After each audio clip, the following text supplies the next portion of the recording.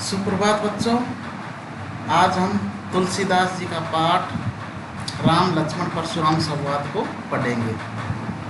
इससे पहले हम कवि परिचय पढ़ते हैं। तुलसीदास जी का जन्म उत्तर प्रदेश के बांदा जिले के राजापुर गांव में सन 1532 में हुआ था। कुछ विद्वान उनका जन्म स्थान सोरो जिला एटा भी मानते हैं। तुलसी का बचपन बहुत संघर्षपूर्ण था। जीवन के प्रारंभिक वर्षों में ही माता पिता से उनका विछोह हो गया। कहा जाता है कि गुरु कृपा से उन्हें राम भक्ति का मार्ग मिला। वे मानव मूल्यों के उपासक कवि थे। कहने का मतलब यह है कि तुलसीदास जी के जन्म के समय ही उनके माता पिता की मृत्यु हो गई। राम भक्ति परंपरा में तुलसी अतुलनीय है। रामचरितमानस कवि की अन्य राम भक्ति और उनके सृजनात्मक कौशल का मनोरम उदाहरण है। उनके राम मानवीय मर्यादाओं और आदर्शों के प्रतीक है, जिनके माध्यम से तुलसी ने नीति, स्नेह, शील, विनय, त्याग जैसे उदात्त आदर्शों का प्रतिष्ठित किया है। रामचरितमानस उत्तरी भारत की जनता के बीच बहुत लोकप्रिय है। मानस के अलावा कवितावली, गीतावली, दोहावली, कृष्ण गीतावली, विनय पत्रिका आदि इनकी प्रमुख रचनाएं हैं। अवधी और ब्रज दोनों भाषाओं का उनका समान अधिकार था। सन 1623 में काशी में उनकी मृत्यु हो गई।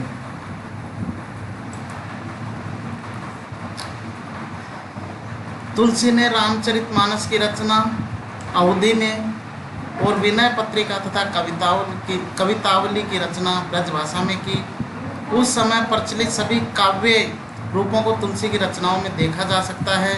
रामचरितमानस का मुख्य छंद चौपाई है तथा बीच बीच में दोहे, सोरठे, हरिगीतिका तथा अन्य छंद पिरोए गए हैं। विनय पत्रिका की रचना गेय पदों में हुई है। गेय पदों का मतलब है कि उन्हें गीत की तरह गाया जा सकता है। अब आते हैं हम पाठ परिचय। यह अंश रामचरितमानस के बालकांड से लिया गया है। सीता स्वयंवर में राम द्वारा शिवधनुष भंग के बाद मुनि परशुराम को जब ये समाचार मिला तो वे क्रोधित होकर वहां आते हैं। शिवधनुष को खंडित देखकर वे आपे से बाहर हो जाते हैं, बहुत क्रोध करते हैं। राम के विनय और विश्वामित्र के समझाने पर तथा राम की शक्ति की परीक्षा लेकर अंत उनका गुस्सा शांत होता है। इस बीच राम, लक्ष्मण और परशुराम के बीच जो संवाद हुआ उस प्रसंग को यहाँ पर प्रस्तुत किया गया है। कहने का मतलब यह है कि राम, लक्ष्मण, परशुराम संवाद में इन्हीं तीन लोगों की ज़्यादा बातें बताई गई है। अब ज़्यादा देरी न करते हुए हम पाठ के ऊपर आते हैं। राम, लक्ष्मण, परशुराम संवाद। मिथिला का राजा जनक, उसके एक पुत्री थी, उसका नाम था सीता। जब सीता शादी योग्य हो जाती है तो राजा जनक सीता के लिए स्वयंवर करता है। देश विदेश के राजाओं को शादी का निमंत्रण दिया जाता है और उस स्वयंवर की ये शर्त रखी जाती है कि जो भी शिव धनुष को उठाकर उस पर प्रत्यंचा चढ़ा देगा उसी के साथ सीता की शादी कर दी जाएगी।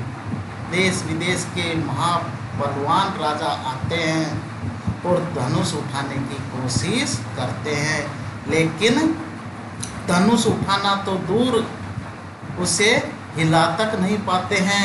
लंका का राजा रावण भी आता है और बाणासुर भी आता है, लेकिन इन महाबलियों के द्वारा भी शिव धनुष उठाना तो दूर, हिलता भी नहीं है।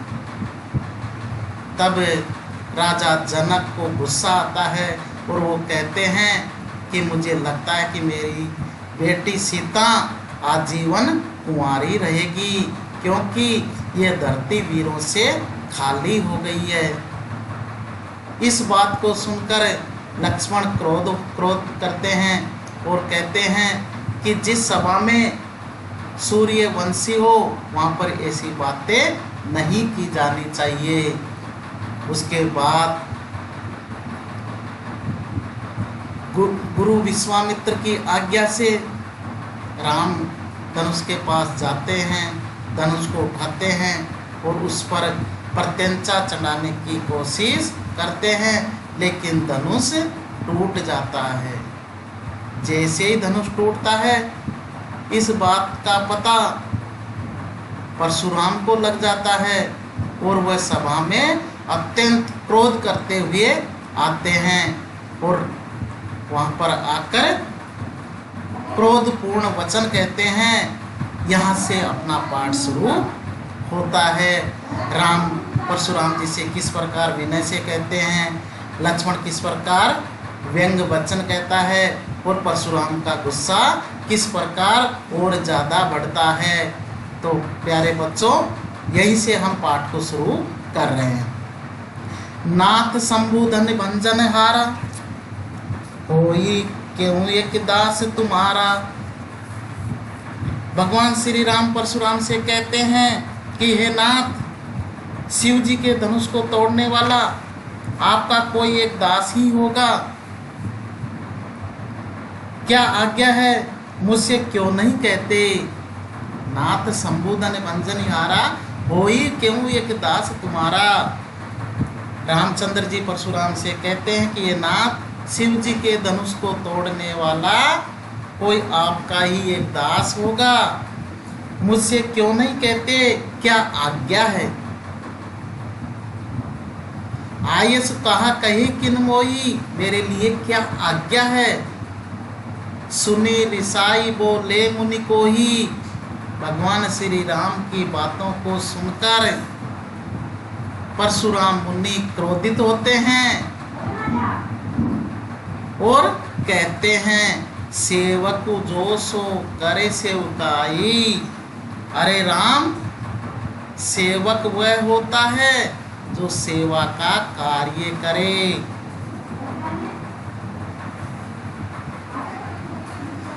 अरि करनी करी करई लड़ाई, ये तो शत्रुता का काम है और शत्रुता में हमेशा लड़ाई ही होती है।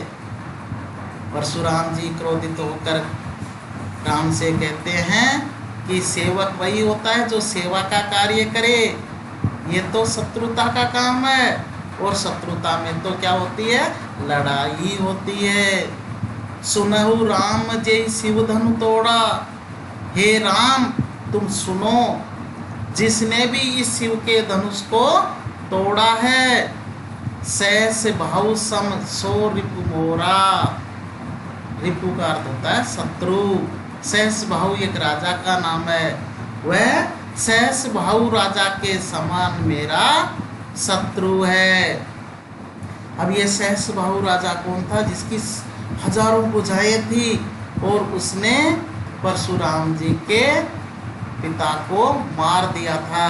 जब परशुराम को इसका पता चला तो उसने सहस भाव की सारी भुजाओं को अपने परसे से काट दिया था। कहते हैं कि परशुराम इतना बलवान था कि 21 बार उसने इस धरती को वीरों से हीन कर दिया था और ब्राह्मणों को दान में दे दिया था। महान शक्तिशाली ऋषि था। तो क्या कहता है कि सुनाओ राम जय शिव धनु तोड़ा, हे राम तुम सुनो, जिसने भी इस शिव धनुष को तोड़ा है वह सहस बाहु के समान मेरा शत्रु है। सो बिलगाव बिहाई समाजा। बिलगाव का अर्थ होता है अलग हो जाना। तो ये राजाओं का जो समाज है वह चुपचाप इस राजाओं के समाज से दूर हो जाए। नैत्य मारे जे ही सब राजा, नहीं तो सभी राजा आज मेरे हाथों से मारे जाएंगे। सुनी वचन लखन मुस्काने। मुनि परशुराम के ऐसे वचनों को सुनकर लक्ष्मण मुस्कुराते हैं, बोले परशु दहई अवमाने। मुनि के क्रोधपूर्ण वचन सुनकर लक्ष्मण मुस्कुराए और परशुराम जी के प्रति अपमानपूर्ण वचन कहे। बहु धनुई तोरी लड़काई। और कहने लगे, हे मुनि, लड़कपन में हमने ऐसी बहुत सी धनुइयां तोड़ी है, कबहू न असी ऋष किन्ही गोसाई, किंतु आपने ऐसा क्रोध कभी नहीं किया। लक्ष्मण मुनि परशुराम से कहते हैं कि हमने बचपन में ऐसी बहुत सी धनुइयां तोड़ी है, ऐसे धनुषों को हमने बहुतों को तोड़ा है, कबहू न असी ऋष किन्ही गोसाई, लेकिन आपने ये स्वामी कभी भी ऐसा क्रोध हम पर नहीं किया है। यही धनु पर ममता के ही हेतु, इस धनुष पर आपकी ममता किस कारण से है?